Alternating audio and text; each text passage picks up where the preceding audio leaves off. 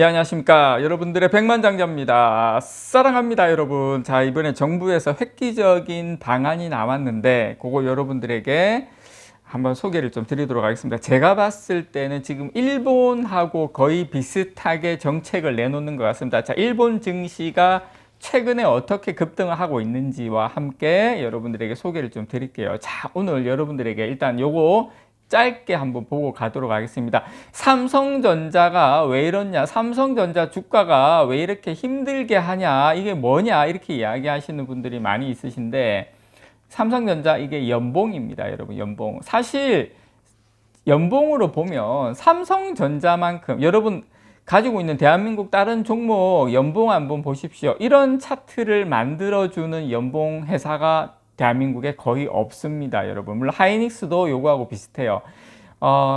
글로벌에서 1등하는 그리고 계속 성장하는 사업을 가지고 있는 삼성전자만이 가질 수 있는 차트입니다. 국내 주식 중에서는 거의 유일하다고 볼 수 있고요.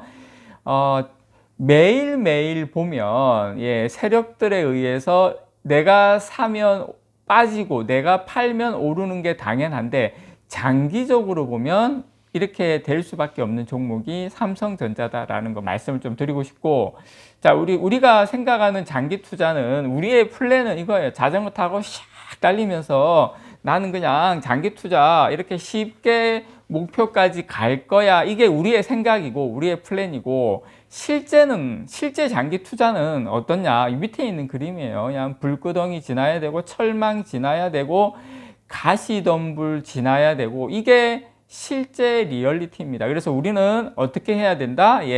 요렇게 밑에 안 당하려면 조금 장기로 가져가야 된다. 그 방법밖에 없다. 하루하루 이기려고 그러고 하면 세력들이 여러분들 앞으로 오는 불장, 2025년에 오는 불장, 2024년 하반기에 오는 불장을 대비해서 여러분들도 따뜻하게 해 드릴까요? 절대 아닙니다. 여러분, 다 떨어뜨리고 간다. 여러분들 바닥에 가지고 있는 현금이 없게끔 만들면서 훅 당겨버리면, 현금이 없는데 훅 당겨버리면 따라 붙지도 못한다. 그렇게 여러분들을 만들고 간다. 이때까지 그래 왔고 앞으로도 그럴 것이고, 그래서 여러분들께서 주식은 장기가 아니면 단타로 해서 돈 번 사람은 아무도 없다. 물론 있겠죠. 단타로도 돈 번 사람이 있겠죠. 근데 나는 아니다. 우리는 아니다라는 거 여러분께 말씀을 드리고 싶습니다. 많은 친구들이, 많은 사람들이 조기 축구에 가고 보면 축구 다 잘하고 싶지만 다 손흥민이 되는 건 아니다라는 거 여러분께 말씀을 드립니다. 야구 잘하고 싶지만 다 박찬호가 되는 건 아니다라는 거. 그래서 우리는 그냥 꾸준하게 가는 수밖에 없다. 자, 삼성전자 오늘 약간 반등 보이고 있는데, 제가 이것만 간단하게 좀 여러분께 설명을 드리면 기술적 반등입니다. 여기 노란색 21봉입니다. 21선이 한 75,000원. 요 구간까지는 기술적으로 반등은 올 수는 있어요. 요 구간까지는 75,000원. 75,000원까지 오면 어쨌든 땡큐겠지만 75,000원까지 왔다고 해서 야 이제 간다, 물론 갈 수는 있어요. 다음에 다시 갈 수는 있지만 저 75,000원 구간을 양봉으로 뻘겋게 그냥 화끈하게 뚫으면서 외국인들이 거래량이 확 터져주지 않는 이상은 제가 봤을 때는 설날 전후로 해서 한 번 더 또 조정이 분명히 온다. 2월 달까지는 이 기간 조정 그리고 가격 조정이 깊을 수 있다. 그렇지만 제가 어제 오후 영상에서 말씀드렸다시피 69,500원 자리가 저점이 될 가능성이 높다. 어쨌든 요 노란색 75,000원 부근 단기적으로 제가 봤을 때 저항선 아니면 뚫으려면 강한 장대 양봉 거래량이 실리면서 나와야 된다라는 거 설명을 좀 드리고 싶고, 자, 증시 부양 나선 정부, 코스피 코스닥 평균 PBR 4배로 올린다. 여러분, 이 4배로 올린다 그러는데, 이 4배로 올리면 삼성전자 같은 경우에 지금 기준으로 거의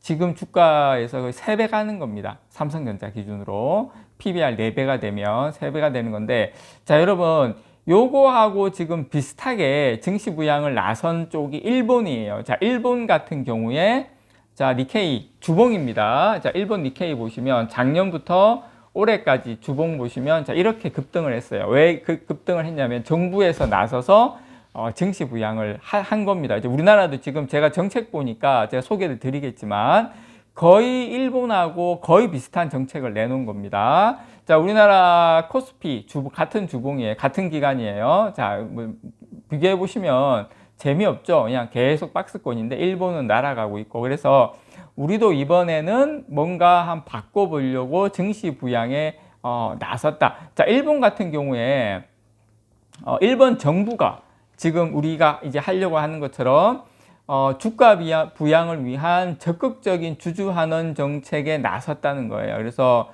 특히 도쿄 증권거래소가 작년에 상장사 3천여 곳에 공문을 보냈어요. 공문을 쫙 보냈는데 어떻게 보냈냐면, 자, PBR, 이제 주가순 자산 비율. 그러니까 PBR은 뭐냐면 예를 들어서 뭐 삼성전자가 뭐 공장 팔고 뭐 지식재산권 팔고 뭐 하여튼 뭐 다 팔아요. 유형에 딱 팔았는데 딱 1조가 나왔어. 예를 들어서 그럼 시가총액이 1조. 그래서 그걸 PBR 1배입니다. 자산의 가치를 주가의 그 비율로 나눈 건데, 자, 1이 안 되는 경우에, 그래서 도쿄증권거래소가 이제 작년에 상장사 3천여 곳에 PBR이 1이 안 되는 경우에 주가를 끌어올릴 방안을 공시하라고 보낸 거예요. 예, 풀어서 말하면 회사 주식 총 가치가 그 회사의 장부상 가치도 안 될 경우라면 주가를 끌어올리라는 이야기입니다. 그래서 이렇게 나서면서 이른바 이제 행동주의 펀드들도 회사들을 향해서 주주환원 정책을 압박을 하고 있는데, 어쨌든 이러한 정책, 이것뿐만 아니라 있습니다. 예를 들어서 뭐 양도소득세도 예전에 예를 들어서 일본에서 뭐 한 1,000만 원까지였다면 5천만 원 이상 넘어가는 것만 과세하겠다. 뭐 여러 가지 그런 지금 우리와 같은 주주환원 정책을 펼쳤어요. 펼친 결과 니케이가 이렇게 날아간 겁니다. 이렇게 날아갔는데, 자, 우리나라 정부도 똑같이 국내 증시 부양에 팔을 걷어붙이고 나섰습니다. 그래서 투자자들에게 세제 지원을 강화해서 증시에 도는 자금을 불리고, 예, 기업에겐 주가 부양 노력을 사실상 의무화하는 게 골자입니다. 뭐 잘 될지 안 될지는 모르겠어요. 그건 모르겠고, 어쨌든 한번 시도는 해보는 것은 저는 긍정적이다 봅니다. 이 너무 여러분 이걸 무슨 또 뭐 야당이 뭐 저 여당, 이게 정치적인 걸로 생각 안 하셨으면 좋겠어요. 제 영상 꾸준하게 보셨던 분들이시라면 제가 여당 쪽이든 야당 쪽이든 편중되지는 않아요. 좋은 건 좋다, 안 좋은 건 안 좋다 이야기를 합니다. 요거는 제가 봤을 때 일본 쪽 정책하고 너무 똑같기 때문에 일본은 지금 날아가고 있는 게 확연하게 보이고, 우리도 한번 기대는 해보자. 어떻게 될지 모르겠지만 우리나라도. 그래서 지금 우리나라가 작년 말 기준 PBR이 1.1배, 국내 증시 평균 주가순 자산 비율 PBR이 1.1배입니다.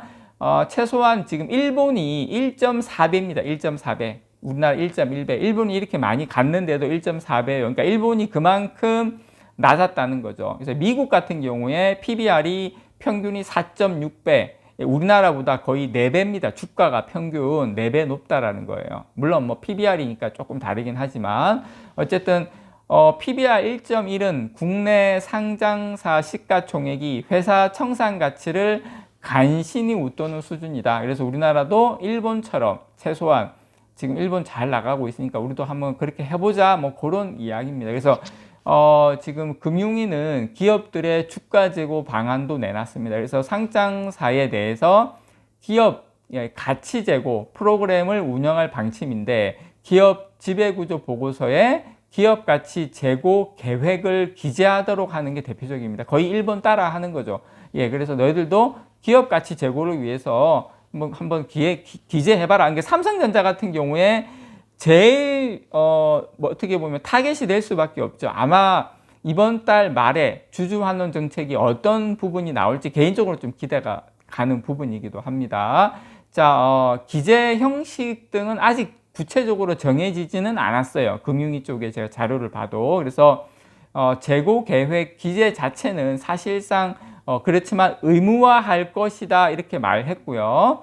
자, PBR 지표가 낮은 곳 등이 기업 가치 제고 계획을 밝히지 않은 경우에 명단을 공개하는 등 상당히 공개 거론해서 망신 주기 전략, 정부에서 이렇게 하자고 하면 기업은 사실은 따르지 않을 수는 없어요.